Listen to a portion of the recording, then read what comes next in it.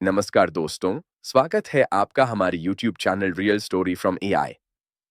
को कई एआई कभी गलती नहीं बोलता है। आज मैं आपको लेकर जा रहा हूं मानव इतिहास की सबसे अद्भुत, दर्दनाक और चमत्कारिक सच्ची कहानी में।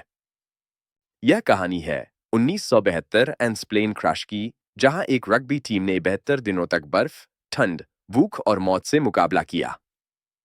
13 अक्टूबर 1972 उरुग्वे की ओल्ड क्रिश्चियंस रग्बी टीम अपने मैच के लिए चिली जा रही थी। विमान में 45 लोग, खिलाड़ी, दोस्त, परिवार और क्रू। जैसे जैसे विमान एंस की ऊंचाइयों में पहुंचा, मौसम बिगड़ने लगा। बादल गहरे हो गए, विमान हिलने लगा। विमान अचानक पहाड़ की चोटी से टकराया। एक पंख टूटकर उड़ गया। तेज चीखें, हवा की गूंज और विमान के अंदर अंधेरा। विमान का आगे का हिस्सा टूटकर अलग हो गया और बाकी शरीर बर्फ पर फिसलता हुआ सैकड़ों मीटर नीचे गया। टक्कर इतनी जोरदार थी कि कई लोग उसी पल मारे गए। जो बचे थे, वे आधे दबे हुए, घायल और खून से लथपथ पड़े थे। उनके लिए नरक शुरू हो चुका था। रात ढलने लगी। तापमान -30 डिग्री सेल्सियस। हवा ऐसी कि चेहरे पर चाकू सी लगती थी। उनके पास मोटे कपड़े भी नहीं थे। जो बच गया था, वो था एक टूटा हुआ विमान, जिसके अंदर वे एक दूसरे से चिपक कर बैठे थे। कुछ लोगों की हड्डियां टूटी थीं। कुछ बेहोश थे। कुछ रो रहे थे। 3 दिन बीत गए। भूख बढ़ रही थी। चोटें बढ़ रही थीं। तभी एक लड़के ने रेडियो चालू करने की कोशिश की। आवाज टूटी फूटी थी, लेकिन जो सुना, उसने सबको सुन्न कर दिया। सर्च ऑपरेशन बंद किया जाता है। किसी भी जीवित व्यक्ति के मिलने की संभावना नहीं। यह सुनते ही वो छोटे से टूटी केबिन में सन्नाटा छा गया। आंसू बहते रहे। किसी के पास कोई शब्द नहीं। लेकिन यहीं से जन्म हुआ 2 हीरोज का, नंदो पराडो और रॉबर्टो कनेसा, जिन्होंने कसम खाई, हम खुद को बचाएंगे, चाहे कुछ भी हो। दिन गुजरते गए।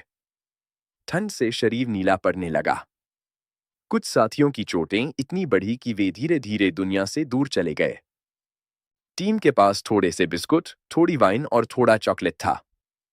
लेकिन 45 लोग और इतना कम भोजन। 10 दिन में सब खत्म। और फिर आई सबसे कठिन घड़ी। भूख आदमी को मार देती है, लेकिन भूख आदमी को सोचने पर भी मजबूर कर देती है कि वह क्या कर सकता है।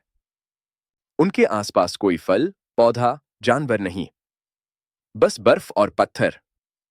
और तब जीवन बचाने के लिए उन्हें वो फैसला लेना पड़ा जो कोई इंसान कभी सोच भी नहीं सकता, अपने मृत साथियों के शरीर खाना।